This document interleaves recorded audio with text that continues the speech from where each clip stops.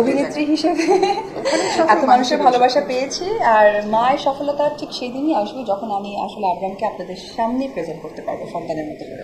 মানে একদমই আমি এই বিষয়ে উত্তর এই কারণেই দিতে পারবো না।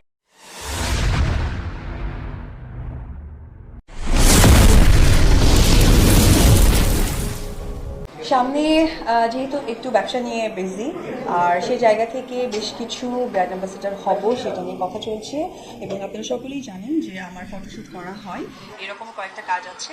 তবে এই মুহূর্তে সিনেমার বেশ কিছু পাঞ্জাবি এসেছে আমার কাছে, কিন্তু এখনো ঠিকঠাক করে উঠতে পারিনি, কারণ অনেক সময় প্রযোজকরা বলেন যে সিচুয়েশনালি আমরা এত ইনভেস্ট করতে পারবো না, এতটা করতে পারবো না, কিন্তু সব থেকে বড় কথা কাজটা যখন হয়ে যায় এটা তো থেকে যায়।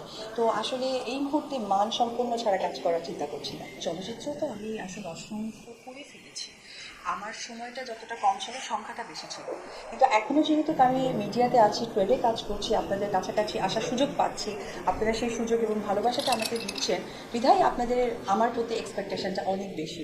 কিন্তু আমরা যে বললাম যে অনেক বান্ধবী আমার কাছে এসেছে, কিন্তু তারা কিছু সময় বলেন যে হয়তো বা ইনভেস্টের জায়গাটা কম, তো সৌন্দর্য প্রেজেন্ট যদি না করি না আসলেই তখন বলবেন যে আপু আপনাদের কাজটা এতটা খারাপ কেন হলো, মান সম্পূর্ণ কেন হলো না। তো যার জন্যই আসলে বেছে বেছে কাজ করা। তবে এখন যে কাজগুলো করছি এটা চলে না।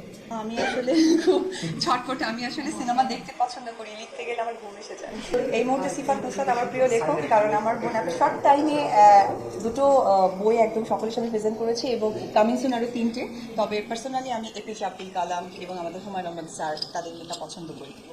আসলে ওইভাবে ভেবেচিন্তে ব্যবসা করা যায় না, ব্যবসাটা আসলে এরকম, আপনি ইনভেস্ট করার পর ফিডব্যাকটা কেমন হয় সেই ফিডব্যাকের জায়গা থেকে আপনারা জানতে পারেন যে এরকম আমি ভালো কিছু অর্ন করছি। আপনারা জানেন আমার একটা ক্যাফে ছিল যেটা আমি টোটালি ক্লোজ করে দিয়েছি, আমার কাছে মনে হয়েছিল যে এটা আমি ঠিকঠাকভাবে নিয়ে যেতে পারবো না।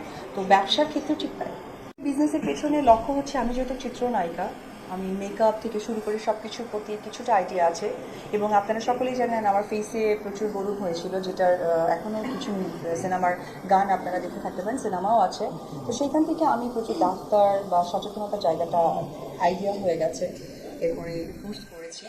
তো সেই জায়গা থেকেই আসলে পার্লার বিজনেসে আসা। আর জেন সেলুনের ক্ষেত্রে যেটা হয়েছে, এই আপনাদের কথাবার্তা শুনতে শুনতে আমি শেষ।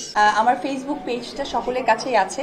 তো 15ই জুন আমি একটা স্ট্যাটাস দিয়েছি, যদি কেউ না পড়ে থাকে আজকে ডেফিনেটলি স্ট্যাটাসটা আপনারা পড়ে নেবেন, তাহলে আপনাদের প্রশ্নটা ক্লিয়ার হয়ে যাবে।